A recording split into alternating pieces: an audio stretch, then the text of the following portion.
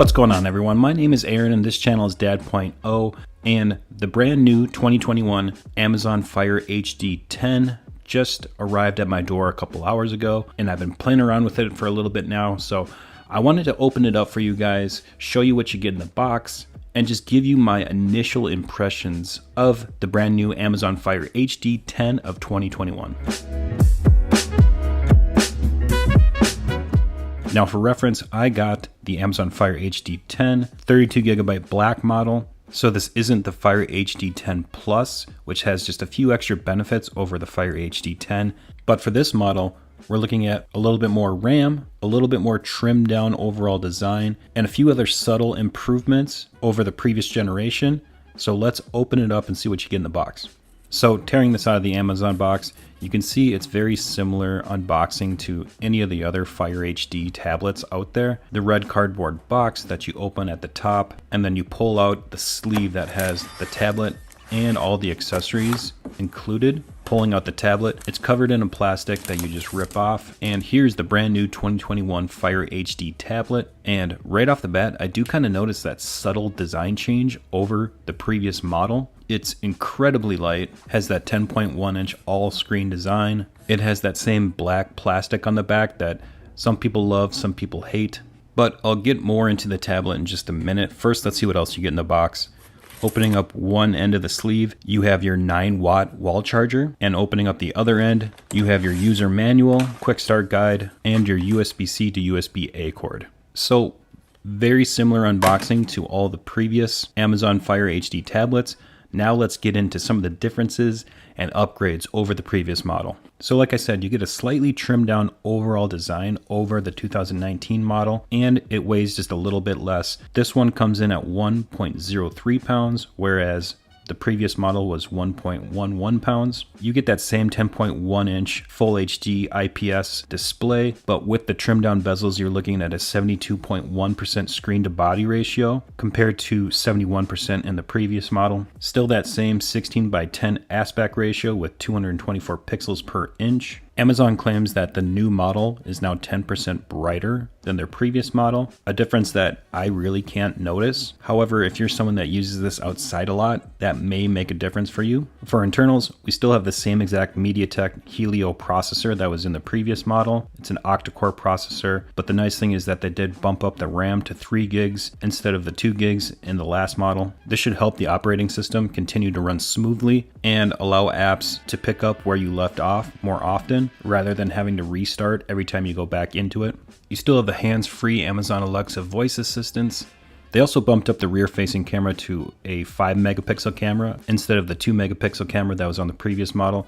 It still shoots in 720p HD video. Also, the micro SD slot now supports up to 1 terabyte of expandable storage, whereas the previous model only supported 512 gigs. And this new model now supports a brand new Amazon Bluetooth keyboard attachment that you can either buy in a bundle or you can buy separately. So if you're the type of person that wants to do a lot of typing on your Fire HD 10, this is a very nice accessory. And lastly, this new model now supports Bluetooth 5.0, whereas the previous model supported Bluetooth 4.2. For inputs and buttons, not much has changed. You still have the 3.5mm headphone jack, the USB-C 2.0 port, microphones, power sleep button, volume rocker.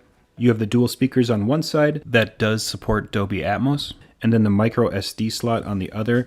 Again, the only change being that the new micro SD slot can support up to 1 terabyte. For cameras, again, you have that 5 megapixel camera on the back, which is a slight upgrade. 2 megapixel camera on the front that is on the side, so when you're holding this in landscape mode, the camera is on top, which I personally love. Out of the box, this is running Fire OS version 7.3.1.9, and overall initial impressions from playing around with this for a few hours has been really positive. Everything seems to be running very smoothly, apps open up nice and quick, and I can really tell the difference between that 2 gigs and 3 gigs of RAM. The operating system seems to run just a little bit smoother, especially when you have a lot of apps open. It's much easier to pick up where you left off in apps when you're multitasking. Transitions seem just a little bit smoother than the previous model. It's definitely not groundbreaking performance increases, but the overall operation and moving around the tablet does seem just a little bit smoother than the previous model. The screen is still gorgeous, especially on a budget tablet. This is probably one of the better screens you're going to find. Again, they say it's 10% brighter. I don't notice a huge difference using this inside. When I brought it outside, it might be slightly easier to use this if you're in a shaded area.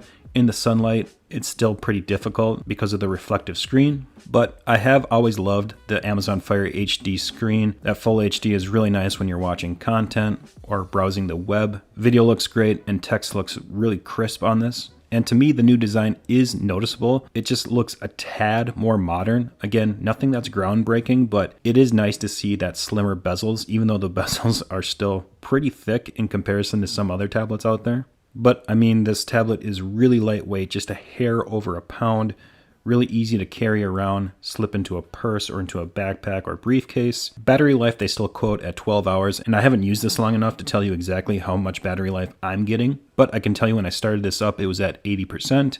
I've been playing around with it for a couple hours now, getting this set up, installing updates, installing apps, and that sort of thing. And I'm at 66% a couple hours later. So I think you're still looking at some really great battery life. So initial impressions of the new 2021 Fire HD 10 is really positive. Again, like I said before, there's nothing groundbreakingly new here, but just subtle improvements to the design and to the internals have made this just a little bit more fun to play around with. Less laggy, less stuttery, and less freezing. It would have been nice to see an updated processor in this, but I think the added gig of RAM helps this operating system a lot, so I'm not too disappointed. But that's just my initial impressions. Again, just a couple hours of usage, so this is still pretty new, and I plan to come back and do an updated longer term review of this. So make sure you subscribe, come back for that. But in the meantime, if you have any questions, leave them in the comments below and I'll try to get to all of them. And I appreciate everyone that watched to the end of this video. Make sure you like and subscribe, and I'll catch you guys on the next video.